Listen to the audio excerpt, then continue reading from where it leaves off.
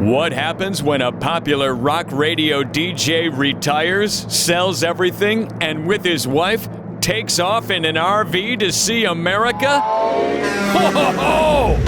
It's the Rockin' the RV Life podcast with Jeff and Patty. Join them each week as they share their experiences while giving you advice and tips along the way. Well, thank you very much for joining us. It was a year ago that Patty and I took off in an RV to travel through America and live in an RV. I mean, we sold our house. We did. We sold our house and almost everything in it. All the furniture. We did save some things. We put that in storage. Right. So we got a storage unit that we still have. Mm-hmm. But we've been doing this now for a year. Did you ever think you would live full-time in a 30-foot RV? Not a 40 or 45 monster that you see on the road, but a 30-foot RV towing a Jeep. You ever think you would do this? No, never. But it was your idea. It was my idea. You came to me maybe about 9 or 10 months before I retired, and... Well, I told him, I said, I have a great idea. When you retire, let's do this. Let's sell the house. Let's sell everything in it. Let's get an RV and just drive all around the country and live in it. And you looked at me like I was out of my mind. God. It was like, where'd this come from? But I do know where it came from. It came from our daughter. Our daughter, Mackenzie. Mm-hmm. She was going to college, actually studying to be an aerospace engineer. She works for SpaceX now, but she had a job lined up before she even got out of college. Mm-hmm. She was going to the University of Cincinnati, and I think about every other semester she'd go out to California with an internship. Right.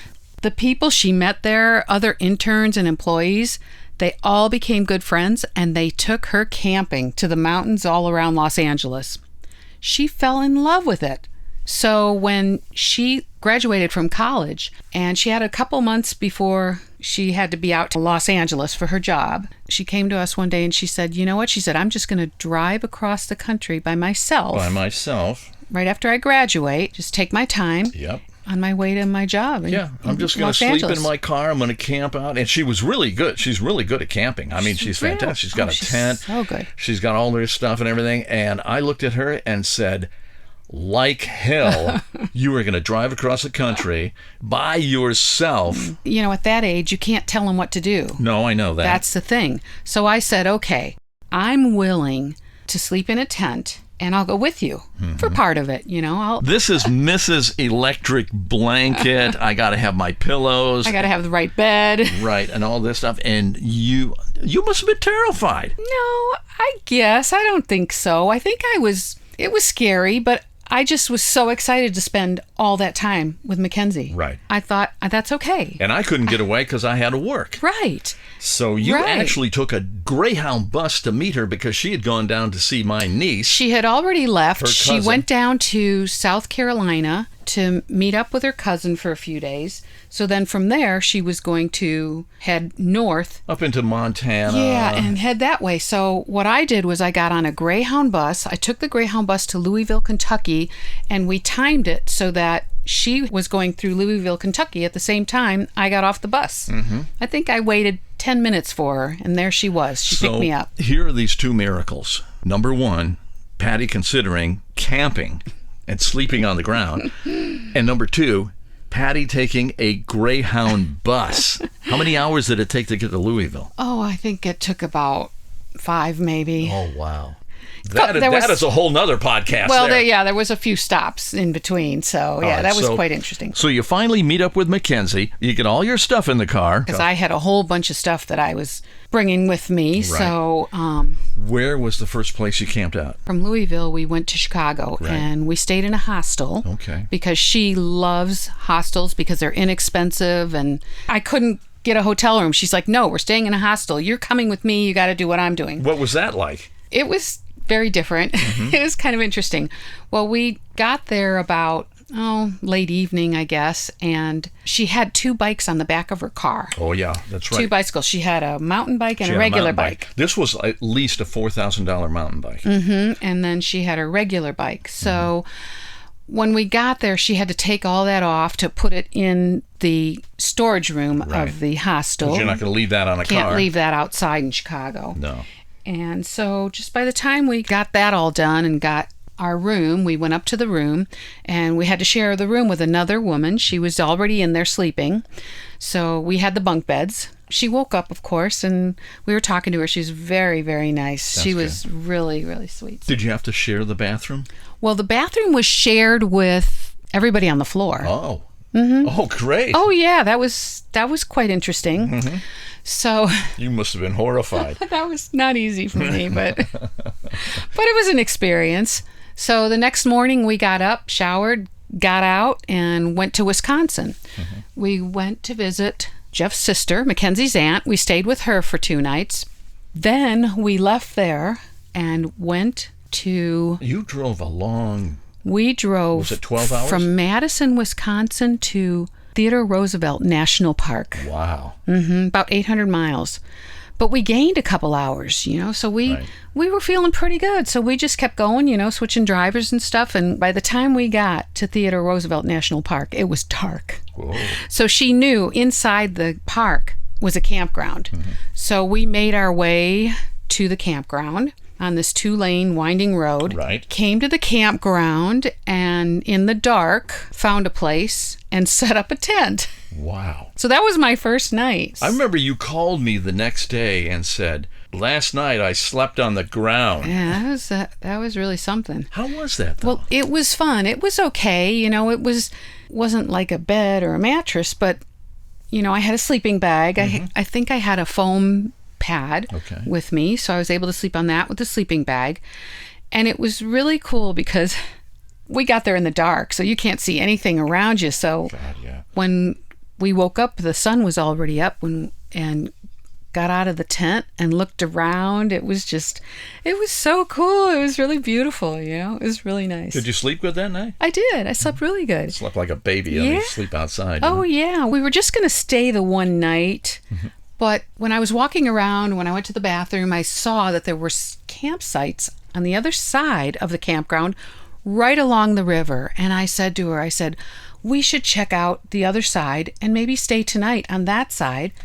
I think it would be fun. So we did. We went over there, found a really, really nice campsite right on the river. And we look across, and standing right across the river and one in the river were 3 bison. Wow. Mm-hmm. In other words, buffalo. Buffalo. Huge. It was like, oh my gosh. we couldn't believe it. It was like, oh, look at that. They just roam around. There's no fencing or anything. Right. So they could come over by your tent if they wanted to. Sure. Mm-hmm. And they did, right? They did. Mm-hmm. The next morning after we got up, they were wandering around the campground. And the ranger warned us. She said, oh, yeah, they come in the campground. Just don't go near them. Mm-hmm.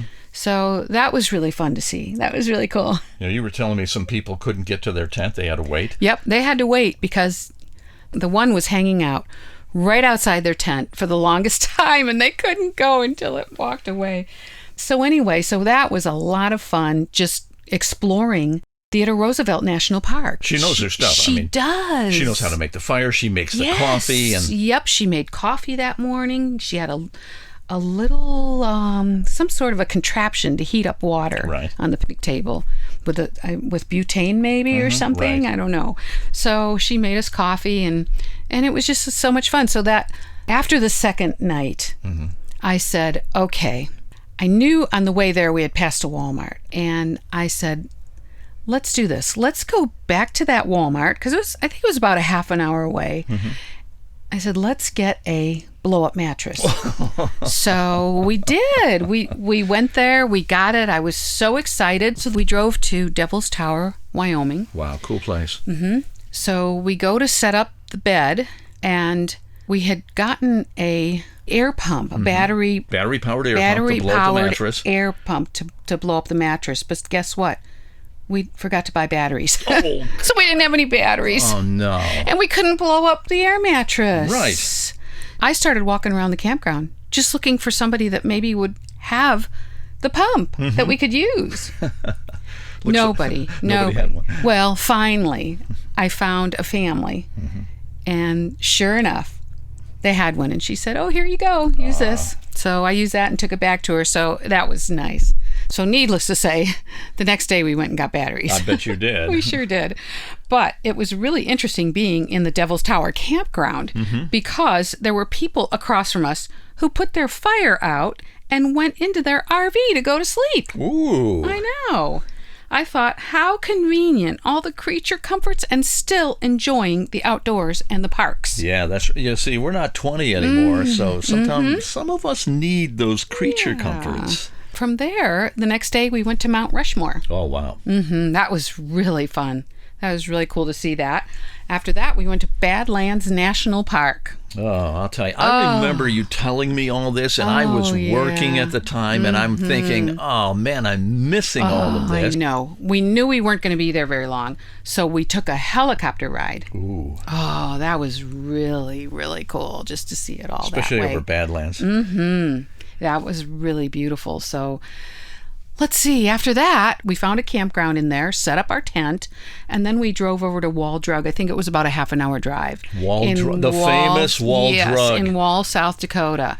We had to go check it out. And while we were there, a clerk told us about the storm that was coming. Uh-oh. Are you ready for the storm tonight? And it's like, storm? What storm? We didn't know. That's one thing. When you're RVing or camping or anything, you must keep your eye on the weather. Yeah. It's really important. So we checked the weather and saw, oh yeah, there's something coming. So we went back to the campground, packed up our tent, and headed out. Our destination was Denver, but we still had a couple days to get there. So since we were driving, it was dark. We drove through storms like you wouldn't believe. And we found a hotel, stayed for the night. The next day we went to Denver because I was to fly home the day after. So we stayed in a hotel. It was a nice hotel, and we had a great dinner. Oh, we had so much fun that night. We just had a blast. And the next morning, she took me to the airport. Ooh. Yeah, it was sad to say goodbye. It's so tough to say goodbye to your kid, man, you know? It is. Darn. But then she continued on her way, so. Oh, that's good. And you came home, a little time went by, and it kind of crept into your mind that this wouldn't be a bad idea to do when I retire, right? Right. How did you think I was going to take that? I thought you'd agree right away. So I was surprised when you were stunned. You know, you just looked at me like, what? I remember when you told me, Jeff, I would like to get an RV, sell everything, and travel the country. And I went, are you serious? Are you kidding me? He thought I was insane. We are going to do what? But I said, okay, you got to look at these YouTube videos. You got to watch this. And of course, you know, he wouldn't, or he would, and it just wasn't registering. And finally, it just, you know, slowly it started to register. Working on me and pestering me. I'm thinking, yeah, this would last a month or maybe 2 months. And then she'd like, I don't want to do this anymore. Well, what the hell are we going to do with the RV? You know? But lucky for us, we knew some people who sold RVs, General RV. And you, of course, one day said, let's just go and look. Yeah. We won't buy anything. Right. So and this was right when the pandemic was starting. This was in March of 2020. Yeah. And it was right when everything was just starting, but they had a lot of RVs. Yeah, they did. We weren't ready, but we didn't know anything about them. We didn't know anything about them. Had no clue. And, I mean, just dead ignorant on RVs. And and we didn't want to spend a lot because we didn't know how it would last. Right.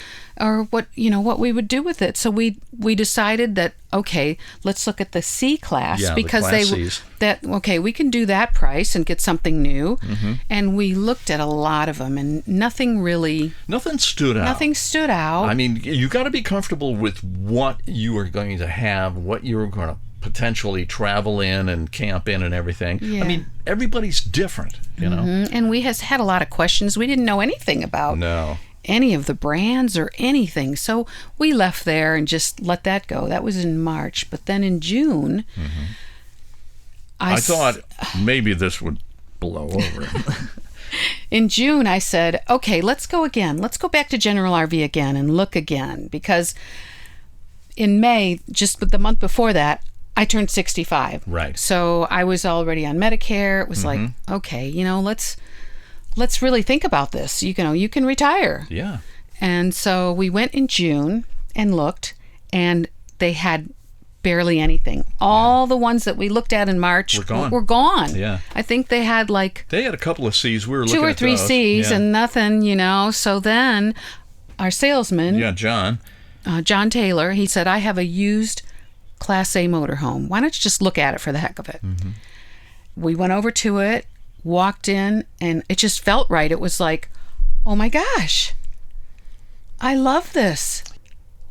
I really like this. Yep. And they were showing it to some other people and everything. But what happened was we were like, okay, well, we're just going to think about this. Yeah, we're going to think about it. We're going to think about it. We're just going to look. So we left. Yep. We're driving down the road, and I said, Jeff, we got to get this. Let's go back and get it.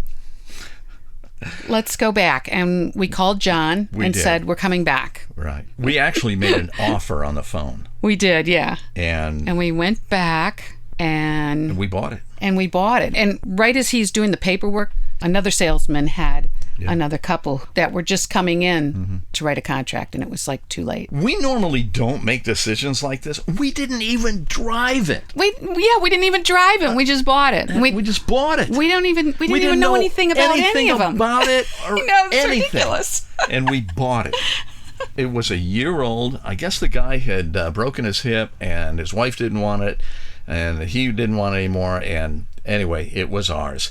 So there we had we didn't even have a place to put it. We didn't. I had to tell them, you guys got to hang on to this for a while. Yeah, we got to find a place to store because it. I don't know where the hell I'm going to put this. My HOA would die if I, had that in my driveway. Yeah. A motor home, oh my God. Yeah, it wouldn't fit anyway, so. But that's what happened. Yeah, so we had to scramble and figure all that out pretty quick. And then, on top of that, we had to figure out, okay, we're going to tow the Jeep.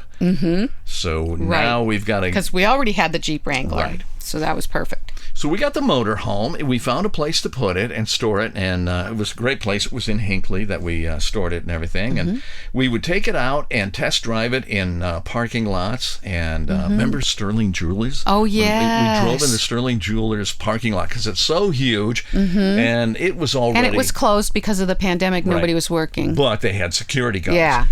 And they were like, wait a minute. They come out, and they're seeing us driving around the parking lot. They're coming towards us, and it's like, let's get the heck out of here. All right, we're out of here. So we drove it through Montrose and... drove it all over the place. Yeah. And then, of course, we finally decided that, we got to make it so we can hook up the Jeep if we're going to do this. Well, wait a minute. Before that, we took it on a couple camping trips. Did we go? Oh, that's right. Yeah. We went without the Jeep. Right. We went without the Jeep. First place was Clay's Park. We went to Clay's Park in North Canton, Ohio. Right. Is that North Canton? Yeah, just north of Canton. There. Yeah. I forget what town that's in. And we had a good time. We did. We went for a weekend, and of course we were like, there was nobody. We were in an area of the park. There was nobody around, which we were glad because it's like we don't know what we're doing. And we didn't want anybody to see how stupid we were. Yeah, right. It's like, what are we doing? But I don't know. We had a water hookup and we had electricity. We didn't have the sewer hookup. So at the end of the weekend, we had to drive to the dump area, hook up our sewer hose, and that was the first time we dumped the tanks on it. Yeah. And luckily there was nobody behind us for that. Right. Thought we were clowns. Oh my gosh, yeah. But so then we did another weekend. We enjoyed it. It was fun. It was really fun. Yeah, we had a fire. We had fire in the morning. We had a coffee. We had dinner. Yeah. You cooked dinner over the fire. Yeah, it was so fun. It was a blast. Yeah, and then a few weeks later we took it up to Geneva on the Lake.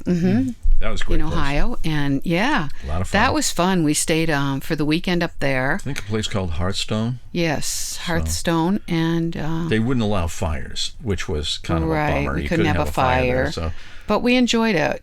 We really had a good time with it, and just sitting outside. We didn't have our car or anything, but hiking. We had a good rented time. A golf cart and took it into town, and we had our bikes with us. Yep, we had our bikes. We were hooked. Yeah, we were hooked, and then we took it back.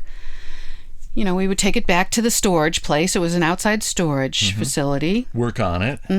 But then, when we'd go and check on it a lot, and then one day we go to check on it, and I opened up the toilet Oh, lid, no.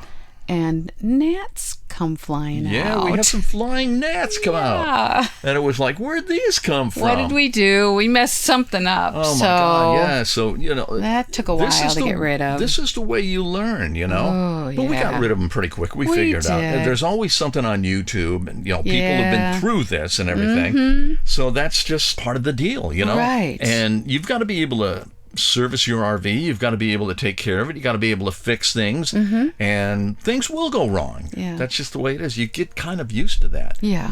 But we were off and running, so to speak. Yeah. And then we were like, okay, now, are we going to sell the house or are we going to keep the house? Right. That was tough. We thought maybe we should just keep the house, rent it out, or just keep it and let it sit. Or do we sell, That was a really tough decision. We went back and forth for a couple of months on that. Man, we did. But we finally made the decision. And the decision was to sell the house. Yes. We basically wanted to just bank the money and take off, be footloose and fancy free. That's right. So then I had one more dilemma. Oh. I was working. It was early September, and I was tired of working. It was not fun anymore. Well, you were getting up at 4 a.m. Yeah. And I thought maybe at the end of November, I would give my notice and retire by the end of the year. But you know what? When you start thinking about retiring and you have the ability to be free and not have to work, it becomes more difficult to work. Oh, yeah. And Patty would say, you sure you want to work that long? So I told Patty, I said, okay, if we put the house up for sale, if it would sell immediately and there'd be a cash buyer and proof of funds and everything, I would consider moving up my date to retire. The house went up for sale. It sold in 12 days. With a cash buyer. Yeah. Proof of funds. I told Patty, I'm going to go in and quit. resign. I'm going to quit now. It was September 15th. I went in. I gave my notice. I said, October 1st, I'm gone. And we decided that we would leave around the 15th of October. Yeah. We figured we only needed 2 weeks to get the house ready and cleaned out. Oh, my gosh. That was really something because we had a lot of stuff. You know what? You open up every cupboard and it's just more stuff. I can't believe we had so much crap. I know. It's unbelievable. I So anyway, know. I left work and October 1st was the first day of real work, cleaning out the house. But it was fun work, right? Yeah, we Sort did. of. Yeah. It was stressful. It took was us right tough. up almost to the minute we gave the keys to those people. It We're did, still taking didn't stuff it? out of the house. Oh my gosh. But I tell you what, we sold furniture, not everything, because there was no way I could get rid Right. of everything. We got a storage unit. I kept my favorite things, but we And but then- we sold furniture. She wanted another storage unit. Well, yeah. I can't let go of this. I know. But wait a minute, I just want to say we found Facebook Marketplace to Right. sell things. Well, great place. If you're going to sell furniture, there's really not too much of a secondary market for furnishings. Facebook Marketplace really is ideal. Yeah. Now, your friends don't know you're doing this because it's a whole different part of Facebook, and it's all local. People will set an alert or notification that I'm looking for a dining room set, or I'm looking for a TV cabinet or something like that. And when you list it, they get notified. Yeah, but the best thing about it was they come and get the stuff. That's right. We don't have to take this furniture anywhere. Nope. We don't have to have it moved. Nope. We don't have to take it. It's really easy, and you Yeah. get a good price. Yes. And usually you get a great response. Oh yeah, we did pretty well. So we used Facebook Marketplace to move a lot of our furniture, and the rest we put in storage.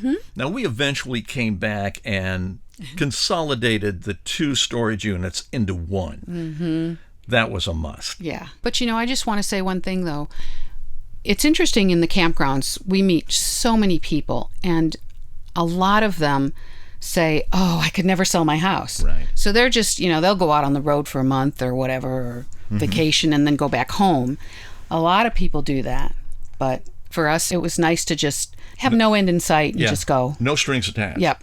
Which is really interesting because it's been a year, Yeah. and we don't have an end in sight. No, we don't.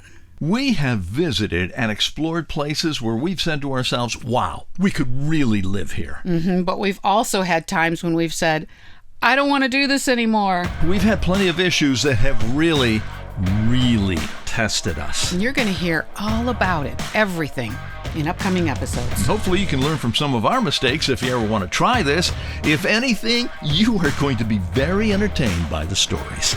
It's the Rockin' the RV Life podcast with Jeff and Patty. Hear more of their adventures on the road with our next episode. If you liked what you heard, please subscribe and tell your friends.